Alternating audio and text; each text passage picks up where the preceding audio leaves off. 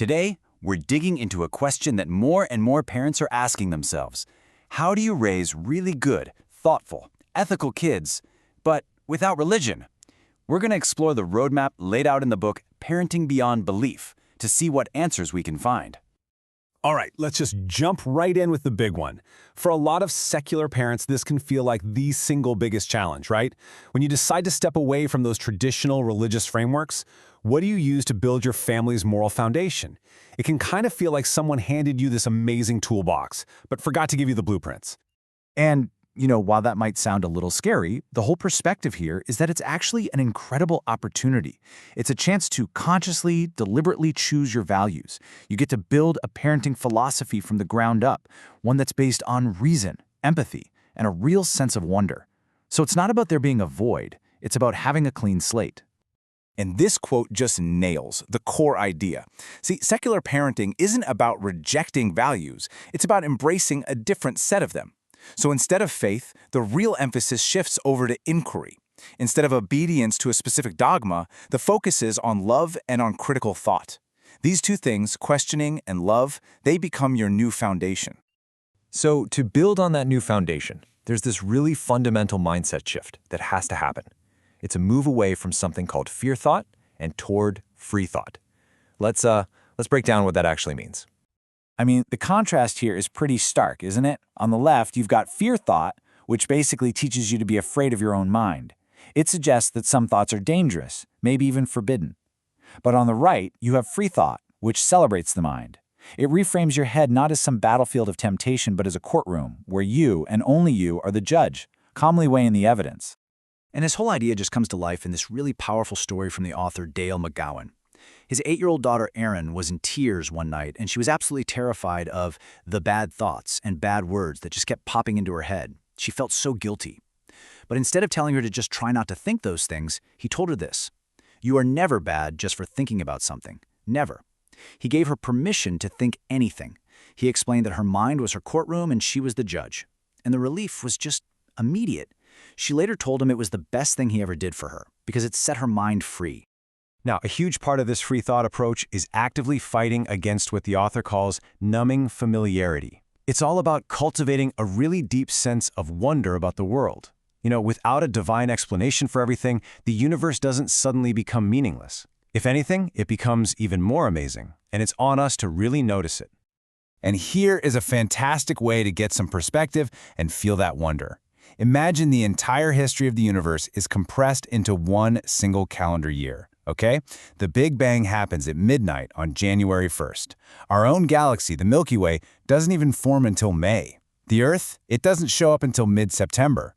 Dinosaurs finally appear on Christmas Eve. And get this, all of humanity, we pop up at 10:30 p.m. on New Year's Eve. And all of recorded history happens in the final few seconds before midnight. That perspective is it's so humbling, and it gives you a deep appreciation for our brief, incredible moment in the cosmos.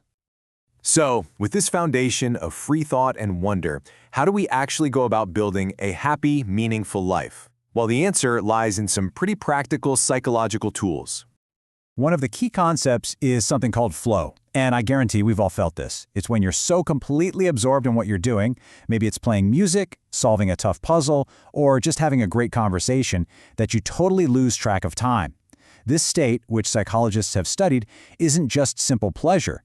It's a deep, deep form of satisfaction that really contributes to this feeling that life is worthwhile. And flow is actually just one piece of a bigger picture.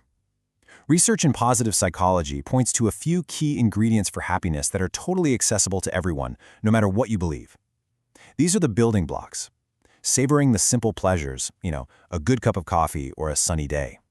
Engaging in rewarding work that uses our skills.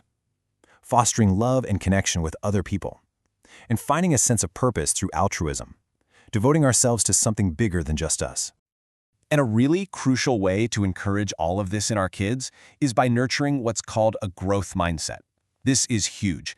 It means praising their effort over their innate ability. So instead of saying, "Wow, you're so smart," research shows it's way more effective to say something like, "Wow, you must have worked really hard on that." That simple little shift teaches kids that their abilities can be developed, and it fosters resilience and a genuine love for taking on challenges. Okay, so building a worldview is one thing, but how do you make it feel like a real culture? You know, how do you create those shared memories and rituals that really bind a family together? Well, this is where creating your own traditions comes in. The approach here isn't to just throw out major cultural holidays, because that can really make kids feel left out. Instead, it's about reframing them. You can peel back the specific religious layer to celebrate the universal human themes that are hiding underneath.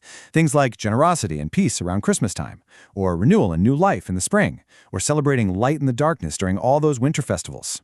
And here's a brilliant, really concrete example. You can create a secular Advent tradition.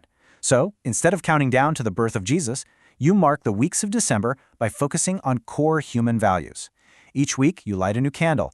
Maybe it's love, or hope, peace, joy, or whatever values your family chooses, and you just take a moment to talk about what that value means to you. It's a really beautiful way to create a meaningful, reflective ritual for your family.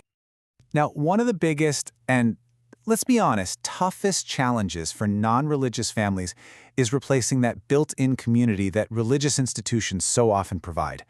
This is a fundamental human need we're talking about, and it definitely requires some proactive effort to fulfill. This slide, wow, it reveals something really profound. A Gallup poll asked regular churchgoers what their main reason for attending was, and the results are pretty telling. A staggering 73% said it was for community and fellowship. Only 27% said that God or theology was their primary motivation. So what does that tell us? It tells us that the search for community is a deeply universal human drive. The core needs that are being met here, belonging, mutual support, acceptance, encouragement, those things are not exclusive to religion. So the goal for secular families becomes finding or creating spaces that fulfill these exact same essential needs. And the good news is, those places are out there. They might take a little bit of searching for, but there are organizations like Camp Quest for kids. There are local humanist groups, inclusive organizations like Campfire USA, or, you know what, it could just be communities built around a shared passion or cause, like volunteering for an environmental group. The key is just finding your people.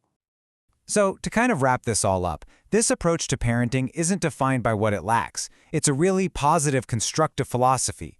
It's about equipping kids with the tools of reason, nurturing their natural compassion, and fostering a profound sense of awe and appreciation for the natural world and for this one precious life that we know for sure we have. And that leaves us with a final thought to take away with you. Whether you're religious or not, this idea of consciously and deliberately building your family's culture is so powerful.